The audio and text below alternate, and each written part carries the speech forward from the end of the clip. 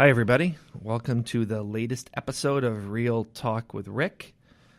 This episode was inspired by the fact that May is National Police Week, and May 15th is National Peace Officers Memorial Day. And there is a group, an association in the state of Minnesota called the Law Enforcement Memorial Association that does quite a bit for those officers in Minnesota that have died in the line of duty. And you're going to hear from Deputy Chief of the City of Crystal, not Eden Prairie, Crystal. His name is Brian Hubbard, and Brian's the president of this association, mainly made up of volunteers that work on behalf of families, survivors, and memorials related to fallen police officers in Minnesota. So Brian's got some really good background on the association and some of the work that they do. So as I said, we had a proclamation at a city council meeting just recently proclaiming the week of May 15th leading up to that as National Peace Officers Memorial Day, and Eden Prairie also takes part in that memorial as well. So it's fitting that that's a good topic for this time of year. And, you know, when I think about different topics as well, I know that we've tried to do a lot of different podcasts that are centered around different city employees and residents in the community, different topics, maybe some that are kind of timed with, you know, what's happening, even though I think I said at the last episode that you can go back and listen to any of these in any order. Hopefully they can, resonate or have some interesting information, you know, even a year from now or at a future date and time. But I guess the point is I'm sure there are people out there that have, you know, some really good ideas on different topics or people in Eden Prairie that we should maybe talk about or have on the podcast. And I know we've got quite a few different interviews lined up here through the rest of the year, but hopefully we keep doing this for a couple years and we can hit upon a lot of different things that affect Eden Prairie. So I would say you can email me. That's rgetchow, RGETSCHOW, at edenprairie.org. That's my email, and you can find it on the city website if you want to look for City Manager Rick Getchow on the Eden Prairie website. And you have different ideas of things you think that I should cover in a podcast. And, you know, it's mainly interview format, right? So it's probably people or subjects to talk to. I'm all ears. We want to get at least 2 of these done a month, and we're always open to different ideas. So send your suggestions. That'd be awesome. But this episode, as I mentioned, is regarding the Law Enforcement Memorial Association. And then here is my conversation with LEMA President Brian Hubbard. Deputy Chief Brian Hubbard, thank you for coming in. Thanks for the invitation. Good to be here. Yes, but you are not the Deputy Chief, Police Chief of the City of Eden Prairie, though. No, I'm not. You are with the City of Crystal. That's correct. But this is an Eden Prairie podcast, so people might be wondering why you're here. I think we should tell them. Well, we will tell them. You are with the Minnesota Law Enforcement Memorial Association. Yes. And that's important, as I mentioned in the introduction, because this week, or next week actually, it's National Peace Officers Memorial Day is coming up on May 15th. And Brian, you are the president of the LEMA, Law Enforcement Memorial Association, and I appreciate you coming in here today. Thanks for the invitation. All right. So can you tell us a little bit about what LEMA is? Sure. LEMA is a independent nonprofit organization that was formed in 1974, and really LEMA exists in order to provide assistance and honor officers who fall in the line of duty in Minnesota. And you mentioned it started in kind of the early 70s, so this work has been done now for, quite a few decades. what is the makeup of the organization? Who serves on the board, and what's the kind of setup of the association? Well, so LEMA formed, back when it was formed, it formed because, of course, officers have died in the line of duty since the beginning of law enforcement. And when an officer would die, funerals for law enforcement officers take on kind of a whole different feel because communities mourn, officers mourn, families mourn. And there was a group of people who came together and said, we have to do a better job than just having a couple people stand at the casket to honor people's sacrifice. And so the organization formed basically by the development of LEMA's Honor Guard, which is our, I hate to call them ceremonial because they do a lot more than that, but when you picture a law enforcement funeral, you see someone in a full kind of military-style dress uniform. That's the Honor Guard that is a part of LEMA. And as the years have evolved, these funerals sometimes take on a life of their own. Sure. And so LEMA exists in part to try and help organize all of the details regarding line-of-duty deaths. And then in addition, we exist to try and continue to honor the sacrifice of fallen officers and their family members. So LEMA is an all-volunteer run organization. We have no paid staff, and we have a board of directors that does a lot of our legwork that needs to be done in terms of helping do our events, do the things that we purpose for.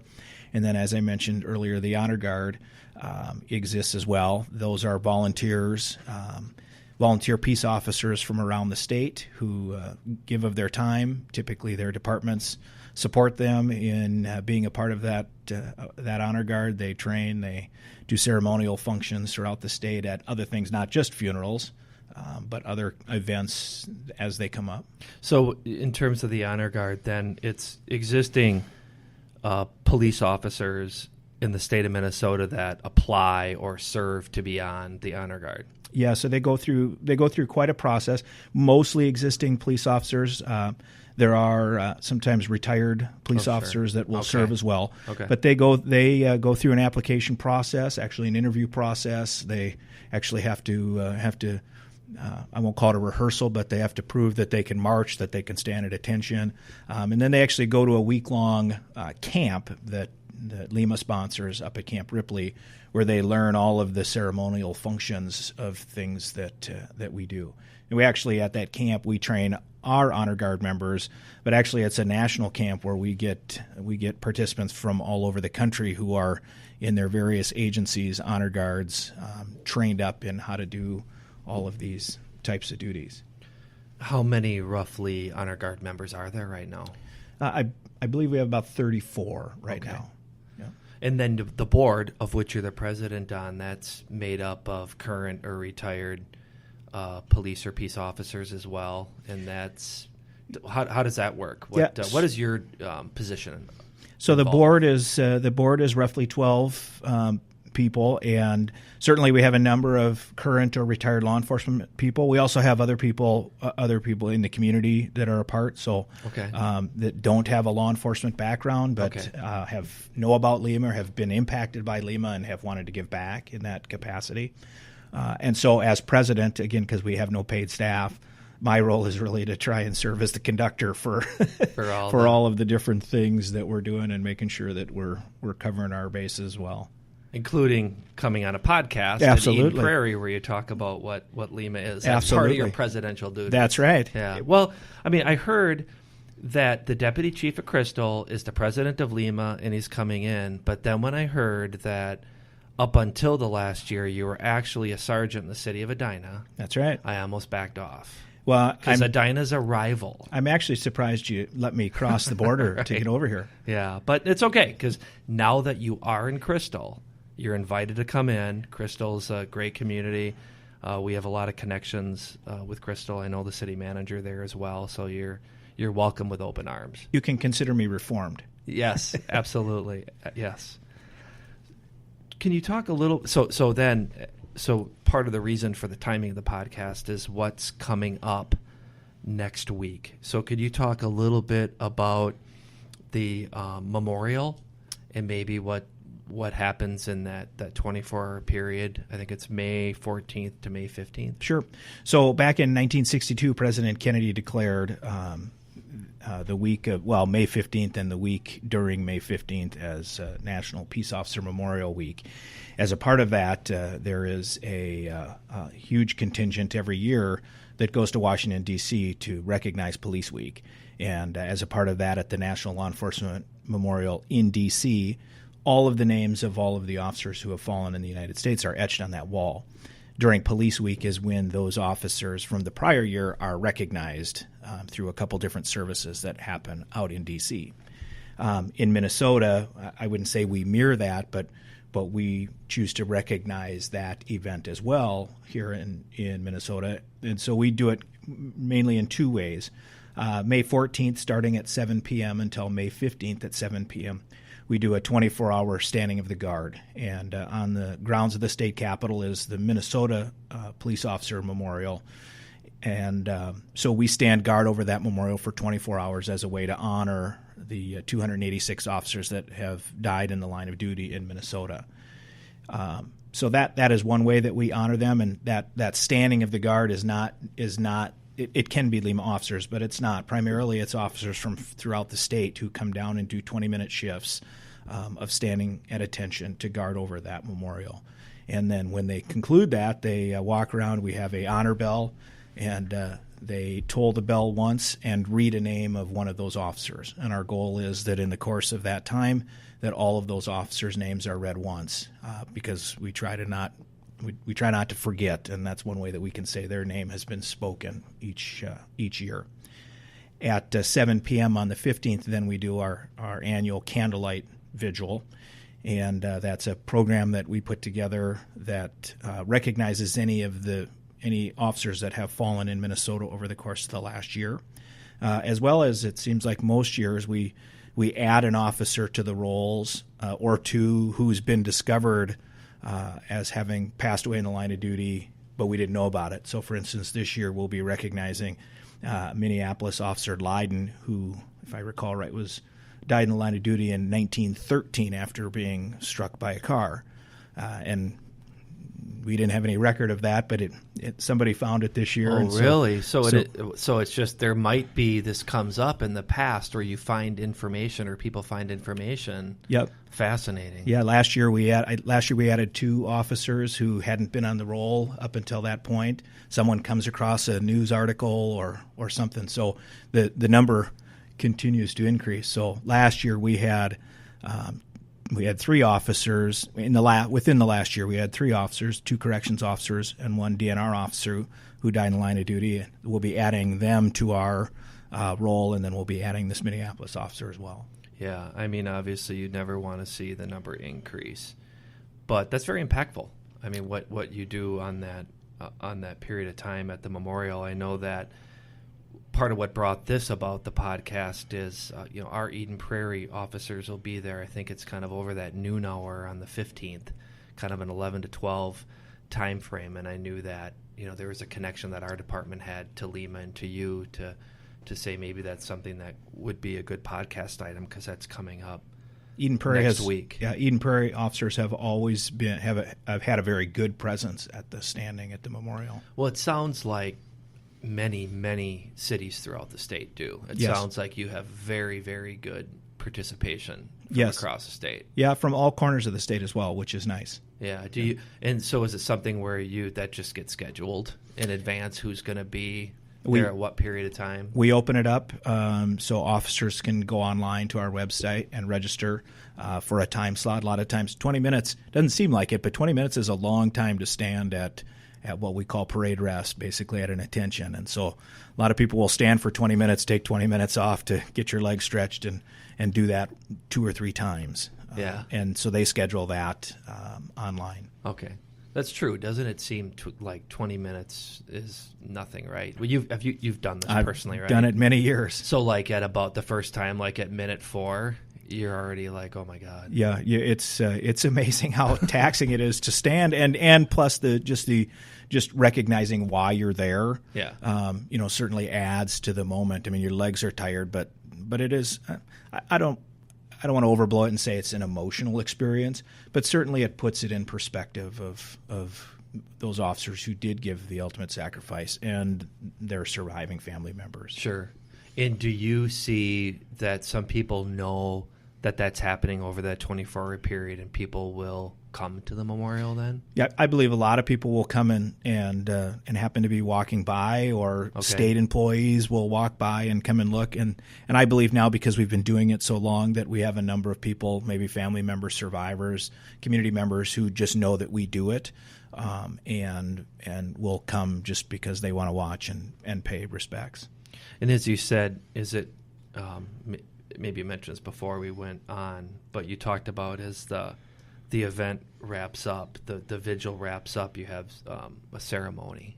Yeah, so we do a candlelight ceremony at 7 p.m., and that's where we recognize and bring those new officers that either have fallen or that we've discovered kind of into the mix. We have a flag that has ribbons with each of their names on it. We place the ribbons on that flag of honor, and then we'll talk about each of those officers and often present their agencies with some type of a token of the state's appreciation for their sacrifice.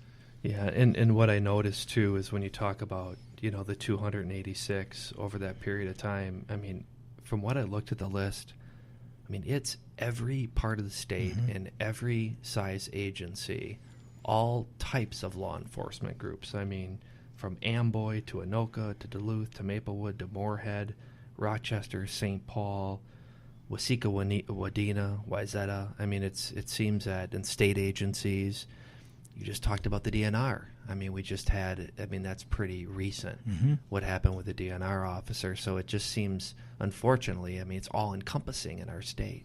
If you look through our list of names, and this is true on a federal basis, of course, but if you look at our list of state names, they do reach the gamut. We've got one officer departments. We've got Minneapolis, which is the largest department. I mean, you find the whole gamut there, and the circumstances regarding their death is often, a lot of times we think about an officer being shot and killed. Sometimes that happens. A lot of times they die under all kinds of different circumstances. But for us, we believe each one of them represents a family and a community that's impacted by that death. Right, and you mentioned line of duty death, and line of duty isn't necessarily being involved in some active shooting or something like that. You've got, I think gunfire is the number one cause, right? Yes. But there's automobile crashes, and then you hear a lot about, even crashes and accidents that are tangential even to the call, right? Yep. And there's all kinds of those incidents, but is that pretty much, though, is kind of one of the main line of duty deaths is kind of involved in an active incident or gunfire? I would say if you look at the numbers and run the statistics, certainly gunfire or other felonious type assaults would be certainly at the top of the list. Certainly vehicle crashes or accidents or officers being struck by vehicles would be up there.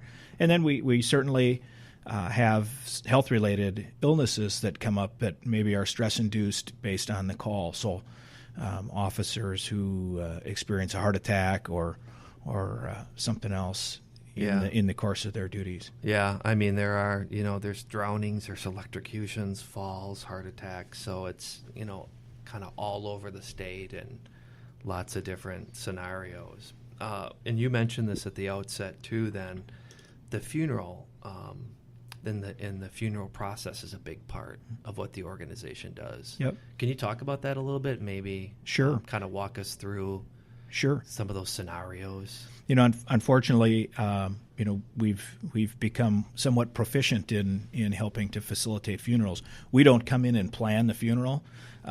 We wouldn't be so bold as to do that. We get an invitation from the agency to say we'd like your assistance, And we come in basically with kind of a template of how we know this can be facilitated. And we use the agency or the neighboring agencies to help facilitate that. So Officer Bill Matthews in Wayzata a few years ago, in 2017, Wayzata is a small agency. Wayzata can't pull off a big funeral, plus they're dealing with the death of an officer in their small community. Yeah. So it was the surrounding agencies that came in to help facilitate the details of the funeral. LEMA's role in that is to say, we know what steps need to be done. We can help you facilitate those pieces, and then we will help make sure that the ceremonial pieces work. As we're doing that funeral planning, our primary consideration through everything is keeping the wishes of the family members as the paramount. And what we tell folks at the initial meeting and every meeting after is, if the family wants it, we're going to make it happen. And if they don't, then it doesn't happen. Followed by the agency and the partners, because there's certainly a loss to officers there when one of their partners who they've worked with and depended on for years dies in the line of duty. So we help facilitate those details to make it happen. And then again, as you've seen in the past from just media coverage, a lot of those ceremonial things, the tolling of the bell, the flyover, casket guards, our caisson with the horse-drawn casket, all of those pieces are things that we can then provide. And our goal then through that is we don't the family will receive no bill for any of those services. And I think too, it's ongoing support for survivors, right? Yeah, we try to we want the survivors to know that their loved ones are not forgotten. We work alongside with some other organization known as COPS, Concerns of Police Survivors. There's a couple of organizations that come alongside survivors, and they do that better than we do, so we let them do that. But we are constantly doing events where we will see folks. We co-sponsor over the holidays an event with COPS where we invite all of our surviving family members to come together for the last couple of years. We've done Disney on Ice. We've just taken the Excel Center over, invited them over, done some time with Santa, et cetera, just to let them know, hey, we're still thinking about you. We care about you. We want you to feel loved. Because the problem, as anybody who's experienced a funeral knows, but especially because these things become so big and so noteworthy, everything gets wrapped up in the funeral time and the week, prior to, and then it's the month, 2 months, every birthday, anniversary after where that survivor is thinking, does anybody really remember? So we want to try and do what we can to encourage them that they're still part of that law enforcement family. No, that whosever idea that was is to keep track of that and provide ongoing support. You're right. There's the whole huge event that happens that you said can be noteworthy in media coverage, but what about a month later, 6 months later for the family? Yeah. So it's nice that you're there, for those people. Well, and any of us that are involved. I mean, it can be a lot of work, a lot of stress. Certainly planning a funeral, I'm shocked at how much time and energy it takes to plan something of that caliber. But any of us who are doing it, it's a labor of love, not to be cliche, but we're doing it because we're passionate about those folks. That's why we're involved in it. Sure. Well, so you personally, what drew, it's like you're the president right now, and I think, did you mention for about the last 6 years? Yep. So kind of how did you get involved to be on the board and then take this role as president? Well, you personally. Yeah, so when I was in Edina, we had 2 officers that had been involved with the Honor Guard for many years, and I got a chance to know them, and I went to a couple of funerals for fallen officers after I had started. I get into law enforcement a little later in life, and through the course of that, thought, wow, this is a big deal. And I actually was at a funeral for Officer Rick Crittenden from North St. Paul, who I happened to know prior. And as I'm sitting there in that funeral, just as an attender, I remember thinking, I really don't want my family to go through this, but if they do go through it, boy, I hope that they're being treated well, and I hope they're being being given what I would want them to be given. And that was the impetus.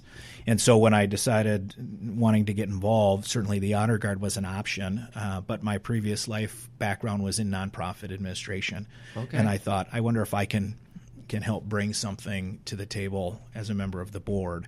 And so got involved in the board, as you said, about 6 years ago, and served as the vice president for a couple of years, and then recently elected as the president. Where was your nonprofit background? I worked for the YMCA for 17 years. Okay. Yeah. Okay. Well, it's interesting because that's a good mix of, being with a nonprofit and understanding that whole piece of being a nonprofit, because that's what LEMA is for law enforcement. So you sound like a perfect match. Well, I guess you'd have to ask the other folks that. What I know is what we have is an organization that, again, was started by cops who were trying to fill a need. And the officers, of course, gave everything they could to it. But being a fantastic cop is very different than working for a nonprofit. Yeah. And so what I hope I've at least in part brought in is a concept of, as the organization has grown, as we've developed more, as we've developed a donor base, et cetera, to try and make sure that we are actually functioning like a good nonprofit. Sure. Is there anything else that we haven't touched on in terms of LEMA programs and services? I know we've talked about the line of duty deaths, the funerals, the ongoing support, the Honor Guard camp. Is there anything else that you guys are maybe that you see coming up for the organization? Well, I guess one comment and then two additional things. One comment would be one of the things that people often lose sight of when it's time of a funeral, and why I believe that people come out and why you see people lining a procession route and flags and all that is because I believe that we all have a inherent sense of security to live and go to work and go to school and play, and I believe when an officer dies in line of duty, especially if it's felonious, subconsciously I think that rocks a community to their core of thinking, well, if it happened to the protector, what about me? And so when we look at how we do this and some of the circumstance and the pomp around it, part of it is in part hopefully to say, yep, and it's okay. We're going to take care of it. So one of the other things I would mention is the memorial at the state capitol grounds that I mentioned earlier. That's state-owned property, of course, but we've taken it upon ourselves to advocate on behalf of the memorial. It's been there many years, and fortunately we were able to lobby the legislature to allocate some bonding money last year for that memorial to be redone. It's worn, it's weathered, it's got a fountain that hasn't worked for a number of years, and they've allocated some money. So May 16th, after this year's festivities and activities, they'll be redoing that area and sprucing it up and renovating it, which we're very excited about. Well, and if I remember what I read, wasn't the first location at the airport? Yeah. Yep, that's where it started, and I think it was I don't know all the history, but I believe it was some officers who came together and said we need to put something in the state, and so it was there for many years, and then they were able to lobby to get the current space that they have. So was there a time when they were standing vigil at the airport? I don't know that, Rick. I'm not sure. I have to believe they were because it's been happening for a long time. Sure. But I don't know it's the okay. For sure. But then now we're at the location that we are now, and as you said, there's going to be some improvements made. Yeah, which after we're excited this about. Current year. Yeah. The other thing I would mention is after a number of years of lobbying the legislature, the legislature approved law enforcement memorial license plates last year. Oh, really? Yeah, and so they're for sale. We've actually sold, I think last report I heard was about 1,800 of them around the state, and for every license plate that somebody buys, $25 is donated to LEMA to help us with our expenses for funerals and survivor support. And so you see more and more of these plates driving around. I want to encourage folks, if you support law enforcement and want to help make an easy donation, it's one way to do it. Do you know what are the plates, kind of what the design of the plate is then? We actually had an artist in Wilmer who helped design it, and if you look at it, it's basically kind of it looks like a watercolor portrait, so it's not solid like the eagles that you see some of that. It's kind of more faint, if you will, really of an image of the protectors. And I'm going to show you a picture just so you can maybe describe it better than I can, but Yeah, it's got the protector standing over the blue line to kind of symbolize the memorial. Oh, sure. And then on the background, you've got kind of the silhouettes of other people, officers, law enforcement, people through probably the last century, and then the tagline, "Blessed are the peacemakers, Law Enforcement Memorial Association," under the plate. I'm thinking, too, so people that are going to get this plate are probably thinking they're not going to get pulled over for speeding, right? That's probably going to be a free pass. They might think that that's going to be the case, but I certainly can't promise that. No, but that's a neat concept, because not only does it allow somebody to show their support like we have, obviously, with our plates related to the outdoors and other areas, it's also somewhat of a funding mechanism. It's a great for the association. That's awesome. Yeah, again, because we don't, because we're all volunteers, putting together fundraisers is quite a challenge, because you need bodies and you need expertise, et cetera. And what this represents for us is kind of a long-term funding strategy. Again, in addition to, as you mentioned, a great way for us to honor all of our law enforcement community, as well as all of the survivors of officers who have given the ultimate sacrifice. Sure. Is there anything else, Brian, you want to add related to LEMA or the event coming up or the organization? You do not have to be affiliated with law enforcement to come down to the memorial. It's open 24 hours a day. The blue line is there. And the service on the 15th is certainly not just law enforcement. We have lots of other community folks who will come, and survivors. So anybody's welcome. It's an open-air deal, no tickets. Just show up in the evening, and so we'd love to have people there. Okay, good. And then it's probably safe to say that the time that you've spent in Crystal has been just a breath of fresh air based on where you came from, right? Well, I love being in Crystal. It's been great. I also loved being in Edina, but that's probably because I didn't spend any time in Eden Prairie before that. That's right. See, we let you come in. No, you're familiar. We obviously work closely. We share a lot between the two communities, but if I wasn't cracking a few jokes, I wouldn't be doing my job. I understand, for sure. Yeah. Well, Brian, thank you for coming in. Thank you very much. Much appreciated. I appreciate it. Thanks.